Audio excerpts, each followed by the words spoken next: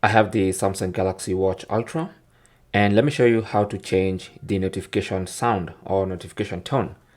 Now this is very simple. Just go to settings. So this is the main settings page. Scroll on the main settings page to sounds and vibration. Tap on that, and then scroll down to notification sound. Tap on that, and you have plenty of notification sounds to choose from. Now we have this one as the default. That's what that sounds like, and you can change to any of these notification sounds. Plenty to choose from. Okay, and that's basically how to change the notification sound, and also you can adjust the volume of that notification sound. Okay, thank you for watching. Comments and questions down below, and good luck.